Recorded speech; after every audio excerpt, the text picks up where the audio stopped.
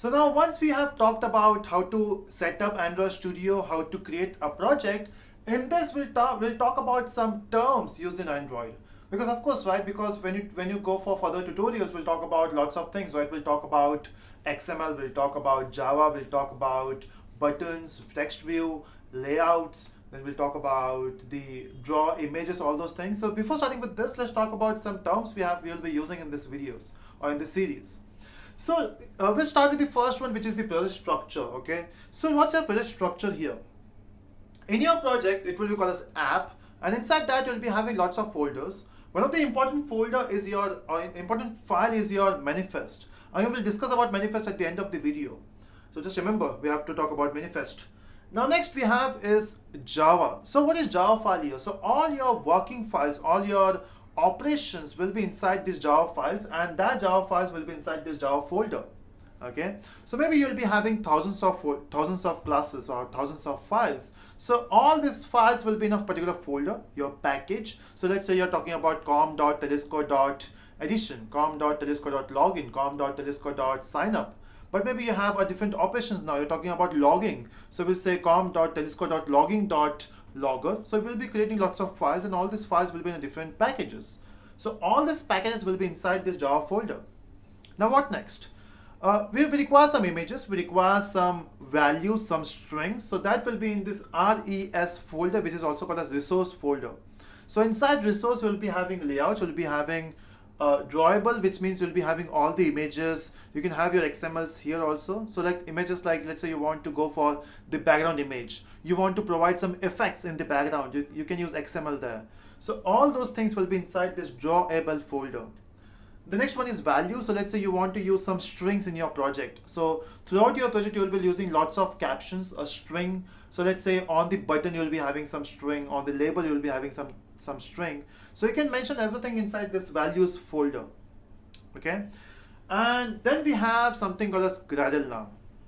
Now, for sure, when you're building an application, you have to specify some things. You have to specify the minimum SDK, which is the minimum Android version your app will support, and you have to also mention the target SDK, which is the maximum API level or the maximum Android level it will support.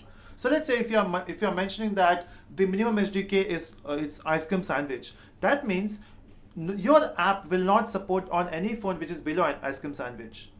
Then we have target API. So let's say if you're specifying it as lollipop, then your app will not support it above lollipop. So it will support only lollipop, right? Or then below. So those things you have to mention in this file, which is Gradle file. Okay. Now what is Gradle here? So Gradle is a build tool. Okay. So if you're familiar with Maven is same like Gradle. Here you specify the project structure, you specify some settings for your project, and you also mention the dependencies. Now what's that? So let's say in your project you want to use some extra libraries. So libraries from Facebook, let's say you want to use YouTube APIs in your project. You have to download, you have to use some dependencies. So your app is dependent on YouTube API. So that is dependency, right? And where to mention these dependencies? You have to mention everything inside this Gradle file. Every time you change your Gradle file, you have to sync. Okay, so your project need to be synced with the Gradle file. Again, you don't have to do it. Every time you change Gradle, you will see the option in the top that you have changed. There was some change in the Gradle sync now. You just have to click on that button. Automatically, it will sync with your project. Amazing thing, right? So that is Gradle here. Now what next?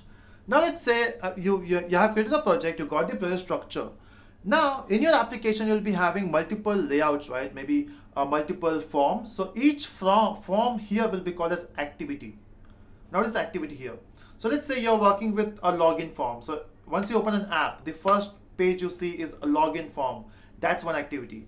Once you log in, so let's say you're login for successful, the next activity you will say is, let's say, home, where you will find all your feeds. So that's one activity. So you have multiple activities, right?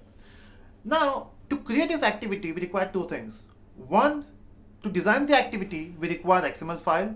Second, to make it work, the operations you want to achieve, that is possible with the help of Java file. So with every activity, you'll be having a Java file if you want to provide the working.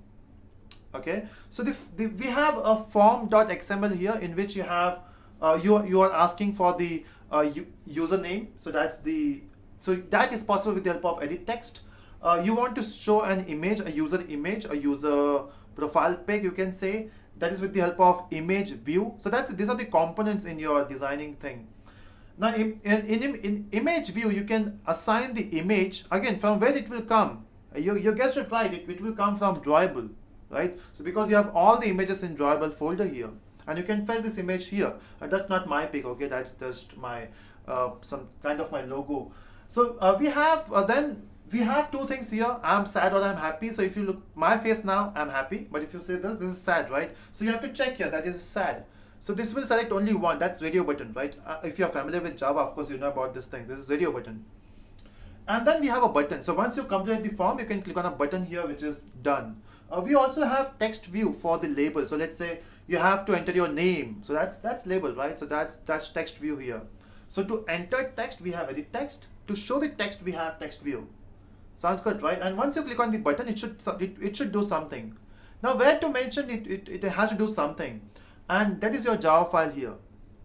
Okay. As soon as you launch this activity, the first method it will call is onCreate. So if you're familiar with Java, so in Java we use main method. So as soon as you create an object, it will call constructor. So that's the starting point here, onCreate. This is the starting point of your activity. Every time if you open your activity, the first thing it will call is onCreate, and you can do all this task here. So let's say once you click on a button, before that, you need to link these two files. So you have to link your Java file with XML, because XML is just a design, right? So you need to link this Java file with this XML, and how to link that. So you have to create the object of edit text here. So how to get object of edit text? So you have to say edit text. Okay, that's edit text. Ignore the spelling. And then we have, let's say we'll name it as ET. Now you have to link this ET with this thing, right? Because once you type some data here, you have this data, which is Naveen, should go inside the inside your Java file. That's why you have to create this object here. And how to get that? So we have to use a method here, which is called as find view by ID. So you have to mention this method here, and you have to mention by which name it is represented. So let's say this name is ename, edit text name. You can go for anything, or we'll simply say this is ET to be more, just to make it simple. And then inside this you have to mention that it is from ET. That's not the actual syntax. We'll see the syntax once we start with the working. Okay, so we have to use a method which is called as find view by ID, right? So you can do this for all these objects here.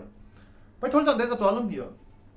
Let's say you have created the object for button, but every time you click on a button, it will not provide the event for you, because by default your buttons are deaf. You have to add a listener to it. And how to add a listener? So we have to say every time you click on a button, you have to add a listener, and that thing you can do with the help of a listener method. Again, we'll see that in the programming, how to add the listener. But you should know some terms here. So let me go for a recap. So we should know about the project structure, where you have the app, you have Java, you have RES, you have Gradle. We are still remaining with manifest, right? And then we'll be having the activity. So in activity you'll be having two things, the design part and the working part. So design is the XML and working is your Java. And if you want to achieve some operations, you have to link your Java file with the activity with the help of find view by ID method.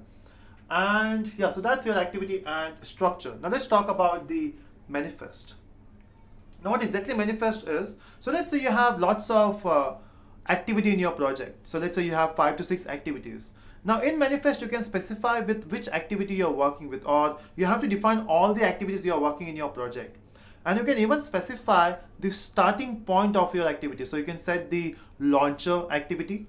You can set everything inside manifest.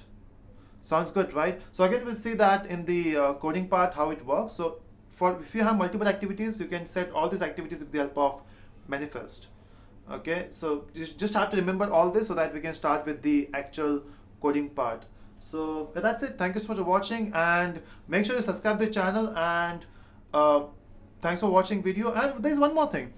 Soon we'll be doing a QA sessions. Now this QA session, if you have any doubts, just post that question in the comment section, and once in a week I will do a QA session. So in this QA session we'll talk about the actual, if you have any doubts in the concept, any concept you want, maybe Android, Java, anything, you can ask the question. Second, you can ask question about anything you want to know, anything, in fact, anything you want to know, and I will try to make that session as live session. Okay, so that's it from this video. Thank you so much for watching.